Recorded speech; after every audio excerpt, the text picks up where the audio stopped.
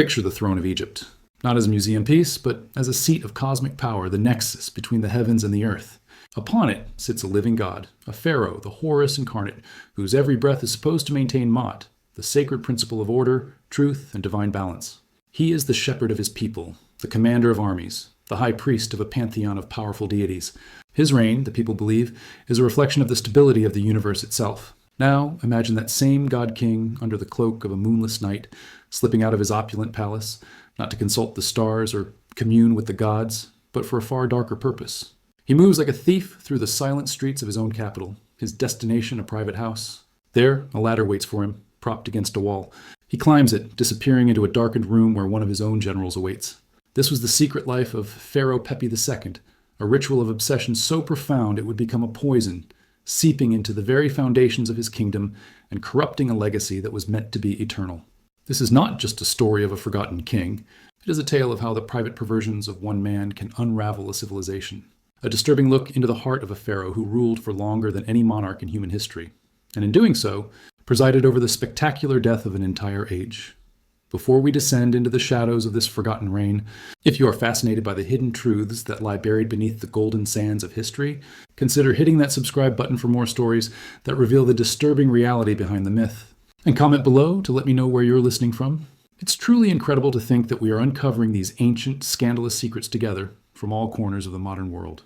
What you're about to hear is the story of how absolute power, when held for a lifetime, doesn't just corrupt. It stagnates, it festers, it turns inward, becoming a grotesque parody of divinity. Pepi II ascended to the throne of Egypt as a child, a 6-year-old boy who inherited the most powerful and stable empire the world had ever known. This was the tail end of the Old Kingdom, the legendary Pyramid Age. The great monuments at Giza had already stood for centuries, silent testaments to the godlike power of his ancestors. The state was a well-oiled machine. The treasury was full, the military was loyal, and the people worshipped him as a direct link to the divine. He was given a throne name, Neferkare, meaning beautiful is the soul of Ra. It was a name that promised a golden age, a reign of light, prosperity, and cosmic order. History, however, tells a very different story. Pepi II's reign was not a golden age. It was an endless twilight, a slow, creeping decay that lasted for an astonishing 94 years. Imagine that, nearly a century with the same man on the throne. Generations were born, lived their entire lives, and died, knowing only one pharaoh. At first, this unimaginable stability might seem like a blessing, but it became a curse. The machinery of the state, once so efficient, began to rust and seize up. The powerful provincial governors, the nomarchs, far from the capital of Memphis, saw a king who seemed increasingly disengaged, lost in his own world. They began to consolidate their own power, building their own armies, acting less like servants of the pharaoh and more like feudal kings in their own right. The treasury, once overflowing, was slowly drained by lavish projects and the growing demands of a bloated priesthood. The divine authority of the pharaoh, once absolute, began to feel like a hollow fiction. The kingdom was crumbling, not from a foreign invasion or a great famine, but from a cancer of apathy that had taken root on the throne itself. The soul of Ra was no longer beautiful. It was indifferent. At the rotten core of this indifference was Pepi's strange and disturbing relationship with one of his military commanders, a man named Sasinet. We know of this from a story that survived the ages, a tale so scandalous that it was likely suppressed, dismissed by early Egyptologists as mere fantasy. But the story persists, a stubborn whisper of a profound deviancy at the highest level of power. The text describes how the pharaoh would leave his palace night after night, for a period of 4 hours, always between the 2nd and 6th hour of the night. He would go alone, taking a ladder with him, which he would use to enter General Sasinet's private residence. His Majesty went to the house of General Sasinet, the ancient text reads, and he did there what he desired. That phrase, he did there what he desired, is dripping with insinuation.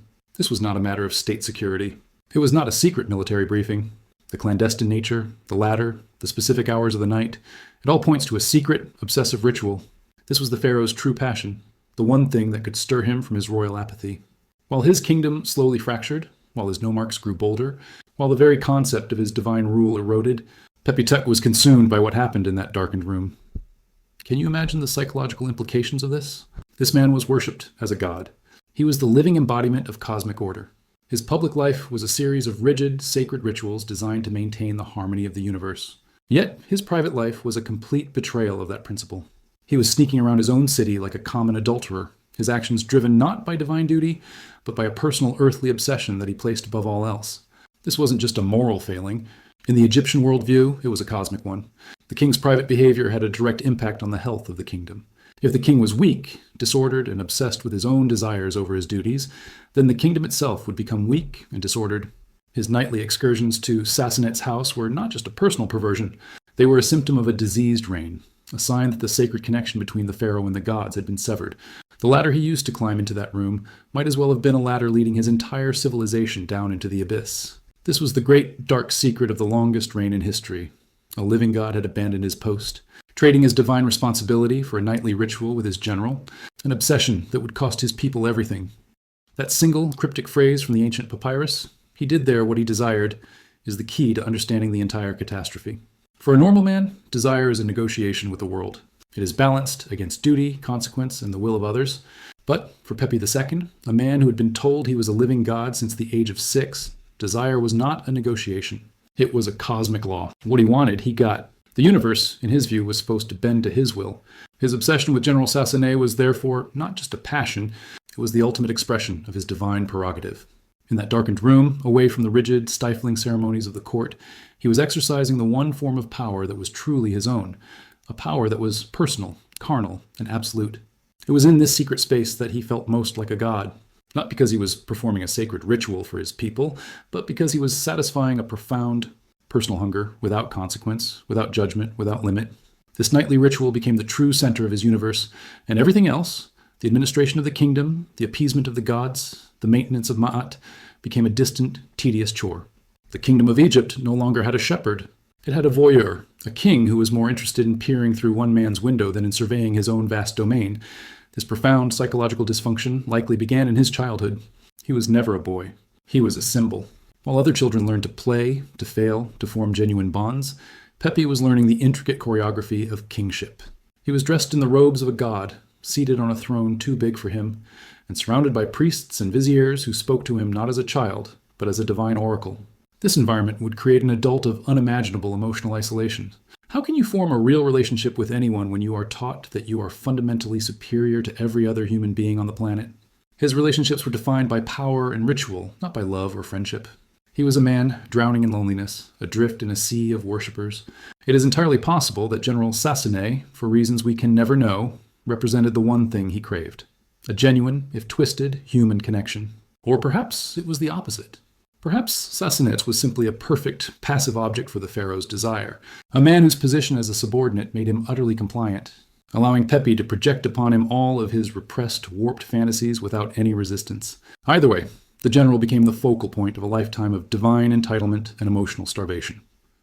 While Pepi was lost in this psychological labyrinth, the real world outside the palace walls was beginning to break apart. The most dramatic evidence of this decay can be found etched in stone, not in the capital, but hundreds of miles away in the provinces. For centuries, the nomarchs, the governors of Egypt's various districts, or nomes, had been powerful but loyal servants of the crown. Their primary duty was to the pharaoh, and their ultimate hope was to be buried near his pyramid, to bask in his divine glow for all eternity. But under Pepi II, this sacred contract dissolved. The nomarchs saw a pharaoh who was disengaged, a central government that was weak and unresponsive. They saw a power vacuum, and they rushed to fill it. They stopped sending as much grain and tax revenue to the capital in Memphis. They began to treat their governorships not as appointments, but as hereditary fiefdoms, passing their power down from father to son without even consulting the king. They became, in essence, independent rulers. The most shocking proof of their burgeoning power was in how they chose to die. They stopped building their tombs near the pharaoh's pyramid. Instead, they began carving vast, magnificent tombs for themselves into the cliffs of their own provinces. These were not the modest graves of civil servants. They were miniature palaces for the afterlife, filled with stunning artwork, rich treasures, and, most importantly, inscriptions that would have been considered treasonous heresy just a generation earlier. Instead of glorifying the pharaoh, the inscriptions glorified the nomarchs themselves. They boasted of their own accomplishments. I fed my city when the rest of Egypt was hungry. I maintained my own army. I judged disputes and brought peace to my people. The pharaoh, the living god, is barely mentioned. He is a distant, irrelevant figure. This was a revolution in stone. The nomarchs were not just seizing political power.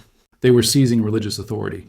They were claiming for themselves the divine perks that had once belonged only to the king. They were telling the world and the gods that they, the local rulers, were the ones who truly maintained order, not the absent pharaoh who was busy climbing a ladder into his general's house. This breakdown of central authority had catastrophic consequences for the average Egyptian. The entire civilization was built on the annual inundation of the Nile, a miracle of nature that was managed by a complex nationwide system of irrigation canals and dikes. The system required constant maintenance, coordination, and resources, all directed by the central government under the pharaoh. But with Pepi neglecting his duties and the nomarchs hoarding resources for their own lavish projects, the system began to fail. Canals silted up. Dikes broke. The lifeblood of Egypt was no longer being properly managed. This meant lower crop yields. It meant food shortages. It meant that the divine promise of the pharaoh, the promise of abundance and stability, was being broken. The bureaucracy, once the envy of the ancient world, became riddled with corruption. Without the fear of the pharaoh's oversight, local officials began to demand bribes, to steal from state granaries, to prey upon the very people they were meant to serve. For the common farmer or craftsman, life became harder, more precarious. Their faith, the very foundation of their reality, began to crumble. The gods were angry, the cosmic order was broken, and it was because the living God on the throne had failed them. He had failed to perform his most sacred duty, to care. His obsession with one man had led him to abandon millions. The 94-year reign of Pepi II was not a period of stability. It was a slow, agonizing death rattle. It was a terminal illness that left the body of the state so weakened that the slightest shock could shatter it. And that shock was coming. As Pepi grew into a caricature of a king, a frail old man lost in his memories and nightly routines, the world outside Egypt was changing. But even more terrifying, the world inside Egypt was changing. The climate, which had been remarkably stable for centuries, entered a period of profound crisis. The annual Nile flood, the predictable life-giving pulse of the entire civilization, became erratic. For several years in a row, the inundation failed to materialize. The river, which was supposed to swell and cover the farmlands with a thick layer of fertile black silt, remained a sluggish, shallow stream. This was a catastrophe of biblical proportions, an event that struck at the very heart of the Egyptian worldview. The failure of the Nile was not just an agricultural problem, it was a theological crisis. The flood was seen as a gift from the gods, a direct reflection of the divine order, Ma'at, being upheld by the pharaoh. A failed flood meant one of two things. Either the gods had abandoned Egypt, or the pharaoh had lost his power to intercede on their behalf. In either case, it was an indictment of the man on the throne. The kingdom was plunged into a desperate, gnawing famine. We have texts from this period, known as the Lamentations, that paint a picture of almost unimaginable horror. They speak of the rich becoming poor, of noble women dressed in rags begging for food. They describe a world turned completely upside down. The river is blood, one text laments, a poetic description of the red silt that now choked the shallow water, but also a powerful metaphor for a land bleeding to death. The social contract, held together for 1,000 years by the twin pillars of pharaonic authority, and the Nile's reliability, disintegrated into anarchy. The texts describe shocking acts of desperation, children being sold for food, tombs of the ancestors being broken into and robbed for their grave goods, even hints of cannibalism. Men ate their children, one harrowing line suggests. This was the ultimate taboo, the final sign that the cosmic order had completely collapsed. The Egypt of the Great Pyramids, the mighty, eternal, and divinely ordered kingdom, had descended into a failed state, a charnel house of starvation and despair. And where was the living God during this apocalypse? The historical record is chillingly silent. There are no inscriptions detailing Pepi II's grand efforts to organize famine relief. No decrees ordering the distribution of grain from the royal storehouses. No records of him traveling the country to reassure his desperate people. It is as if he was simply not there. He was an ancient man, likely over 100 years old by this point, a ghost rattling around in a palace that was now a mausoleum. His obsession with General Sassaneh had likely ended decades earlier, leaving him with nothing but the hollow shell of his own divinity. He was the symbol of a system that had failed, a god who could no longer make the river rise or the crops grow. The authority he commanded was now a cruel joke. His 94-year reign had been so long that it had outlived the very concept of its own legitimacy. He had become a living mummy, a preserved relic of a bygone age presiding over a kingdom of corpses. The end, when it came, was not a grand battle or a dramatic assassination. It was a quiet, pathetic fizzle. Pepi II finally died, a centenarian king in a land that was barely alive. He was succeeded by his son, Merenre-Nemtiemsaf II, who ruled for just 1 year before he too disappeared from the historical record, likely overthrown or murdered in the chaos. The throne then passed to a shadowy figure named Necherkare Septa, who may have been a woman, a queen ruling in a time of unprecedented crisis. After her, the line of the great pyramid builders, the mighty 6th dynasty, simply evaporates. The central government of Egypt ceased to exist. The old kingdom was over. It had not been conquered by a foreign power. It had rotted from the head down. Pepi II's reign was the longest in history, but its true legacy was not its length. It was its emptiness. He had inherited a perfect kingdom and bequeathed a wasteland to his heirs. His personal obsessions, his profound neglect of duty, his failure to see beyond the walls of his palace and the door of his general's house had created the perfect storm for collapse. The period that followed is known as the First Intermediate Period, a name that sanitizes what was, in reality, a dark age. For over a century, Egypt was a fractured, war-torn land. The nomarchs, who had consolidated their power under Pepi's neglectful gaze, now became warlords. They declared themselves kings, fighting brutal civil wars against each other for control of land and resources. The grand unity of the two lands, symbolized by the pharaoh's double crown, was a forgotten dream. Armies of provincial soldiers marched up and down the Nile Valley, sacking towns, desecrating temples, and slaughtering their fellow Egyptians. The magnificent culture of the Old Kingdom, its art, its literature, its monumental architecture, all went into a steep decline. The great workshops that had produced the masterpieces of the Pyramid Age were shut down. The complex bureaucracy that had managed the kingdom was gone.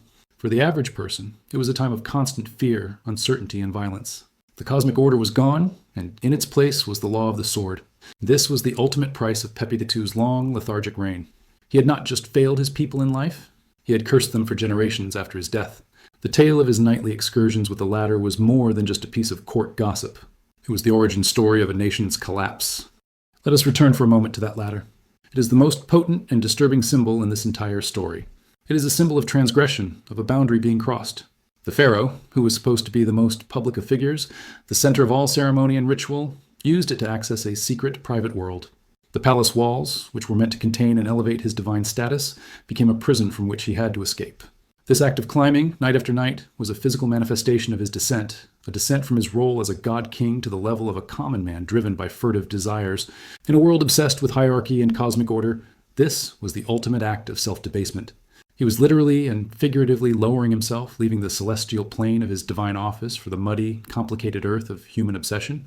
This single object, a simple wooden ladder, tells us more about the psychological state of the pharaoh than any royal inscription ever could. It tells of a man who was profoundly alienated from his own role, a man who found his divine duty so empty and suffocating that he was willing to risk everything for a few hours of what he considered to be authentic experience. The nature of that experience, what he did there, what he desired with General Sassanet, has been the subject of intense speculation. Given the all-male context of the military and the court, and the clear indications of an obsessive, non-official relationship, many historians believe it was homosexual in nature.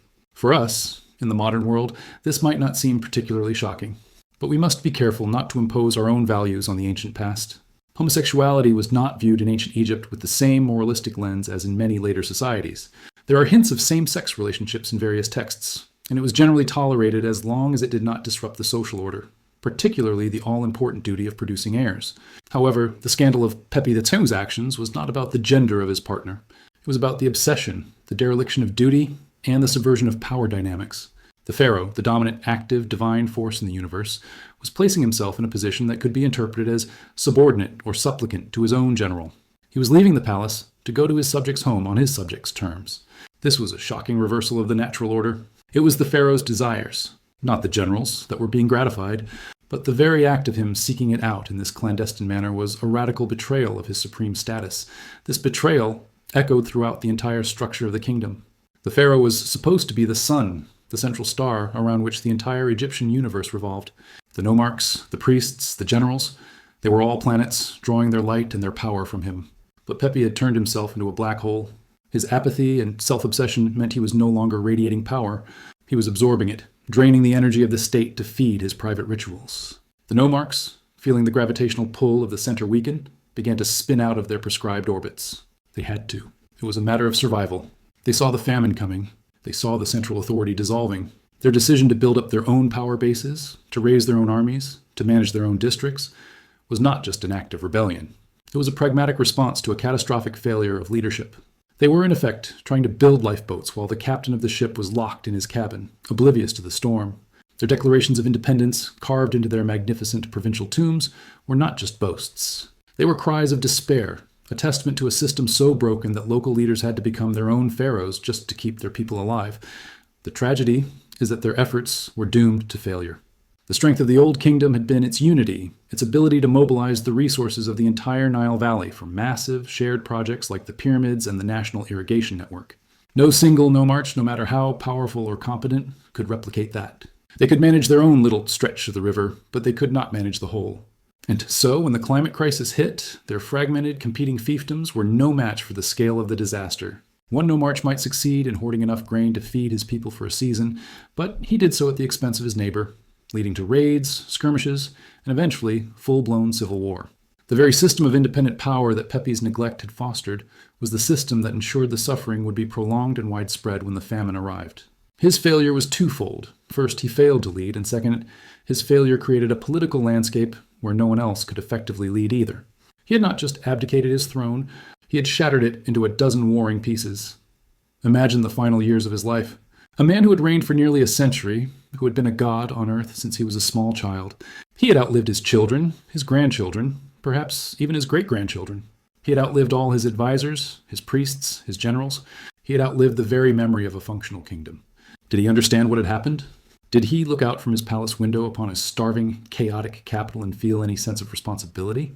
Or was he so lost in his own solipsistic world, so insulated by the fiction of his own divinity, that he was simply incapable of comprehending the scale of his failure? The latter seems more likely. He was the product of a system that had deified him, a system that had taught him his will was the will of the gods. If the kingdom was failing, it must be the fault of the people, the fault of the lesser gods, the fault of some cosmic imbalance that had nothing to do with him. He was Neferkare. Beautiful is the soul of Ra. The problem could not possibly lie with a soul so perfect. This is the ultimate psychological horror of Pepi II's story. A man with absolute power and zero accountability, a god who was blind to the hell he had created, insulated from the consequences of his own desires until the very end. The nation he had failed was just a distant abstraction. The only thing that had ever been real to him was the latter, the darkened room, and the all-consuming nature of his own wanting. When the dust finally settled, more than a century after Pepi II's death, Egypt was a different country. The trauma of the first intermediate period had left an indelible scar on the national psyche. The memory of the famine, the civil war, and the collapse of divine order became a foundational myth for the new era, the Middle Kingdom. The kings who reunited the land did so with a profoundly changed understanding of what it meant to be pharaoh. The naive, unshakable confidence of the old kingdom was gone forever. The idea of the pharaoh as an infallible, distant god had been shattered by the pathetic reality of Pepi II's reign. The new kings understood that their authority was not a given. It had to be earned, demonstrated, and constantly reinforced. They could no longer rely on the inertia of tradition. They had to be active, engaged, and seen to be serving the people. This was Pepi II's most enduring and entirely unintentional legacy. He was the king who taught all future kings how not to rule. This new philosophy is beautifully and tragically expressed in a genre of literature that emerged from the ashes of the collapse, known as pessimistic literature. These are some of the most profound and moving texts from the ancient world, and they would not exist without the memory of Pepi's failure. In one famous text, the Admonitions of Ipuwer, a sage stands before an unnamed, ineffectual king, a clear stand-in for Pepi II, and unleashes a torrent of criticism, describing the chaos that has engulfed the land.